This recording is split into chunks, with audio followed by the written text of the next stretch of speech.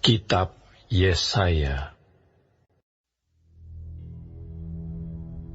Berfirmanlah Tuhan kepadaku, ambillah sebuah batu tulis besar, dan tuliskanlah di atasnya dengan tulisan biasa, Maher Shalal Hasbaz.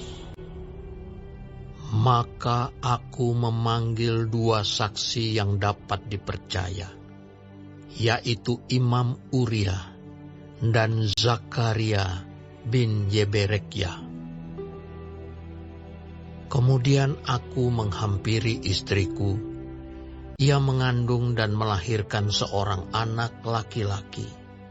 Lalu berfirmanlah Tuhan kepadaku, Namailah dia Maher Shalal Hasbaz. Sebab sebelum anak itu tahu memanggil bapa, ibu, maka kekayaan Damsyik dan jarahan Samaria akan diangkut di depan Raja Asyur. Tuhan melanjutkan lagi firman-Nya kepadaku, Oleh karena bangsa ini telah menolak air Siloah yang mengalir lamban, dan telah tawar hati terhadap Rezin dan anak Remalia. Sebab itu sesungguhnya Tuhan akan membuat air sungai Efrat yang kuat dan besar meluap-luap atas mereka, yaitu Raja Asyur dengan segala kemuliaannya. Air ini akan meluap melampaui segenap salurannya, dan akan mengalir melampaui segenap tebingnya, serta menerobos masuk ke Yehuda, ibarat banjir yang meluap-luap hingga sampai ke leher, dan sayap-sayapnya yang dikembangkan akan menutup seantero negerimu, ya Immanuel. ketahuilah hai bangsa-bangsa, dan terkejutlah, perhatikanlah ya segala pelosok bumi. Berikat pingganglah dan terkejutlah. Berikat pingganglah dan terkejutlah. Buatlah rancangan, tetapi akan gagal juga.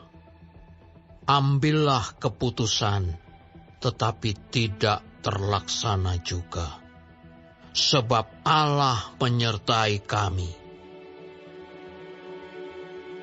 Sebab beginilah firman Tuhan kepadaku, ketika tangannya menguasai aku, dan ketika Ia memperingatkan aku, supaya jangan mengikuti tingkah laku bangsa ini. Jangan sebut persepakatan segala apa yang disebut bangsa ini persepakatan. Dan apa yang mereka takuti, janganlah kamu takuti. Dan janganlah gentar melihatnya. Tetapi Tuhan semesta alam, Dialah yang harus kamu akui sebagai yang kudus. Kepadanyalah harus kamu takut, dan terhadap Dialah harus kamu gentar.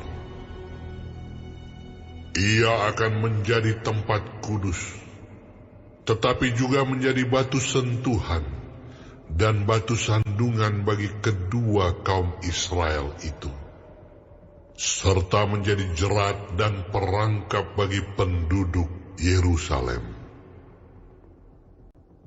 Dan banyak di antara mereka akan tersandung, jatuh dan luka parah, tertangkap dan tertawan.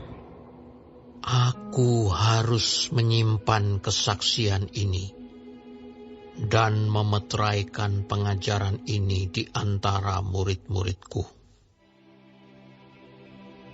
Dan aku hendak menanti-nantikan Tuhan yang menyembunyikan wajah-Nya terhadap kaum keturunan Yakub. Aku hendak mengharapkan Dia. Sesungguhnya aku dan anak-anak yang telah diberikan Tuhan kepadaku adalah tanda dan alamat di antara orang Israel dari Tuhan semesta alam yang diam di Gunung Sion.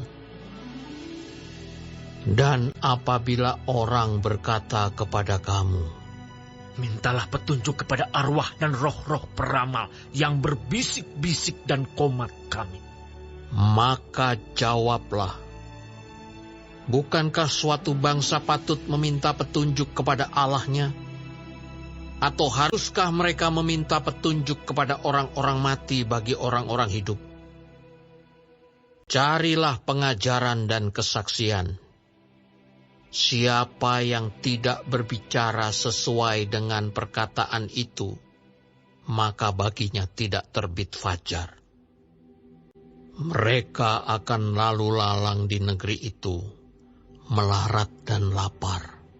Dan apabila mereka lapar, mereka akan gusar dan akan mengutuk rajanya dan Allahnya. Mereka akan menengadah ke langit dan akan melihat ke bumi.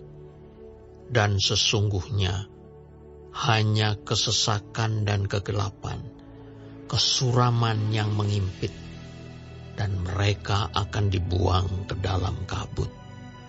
Tetapi tidak selamanya akan ada kesuraman untuk negeri yang terimpit itu.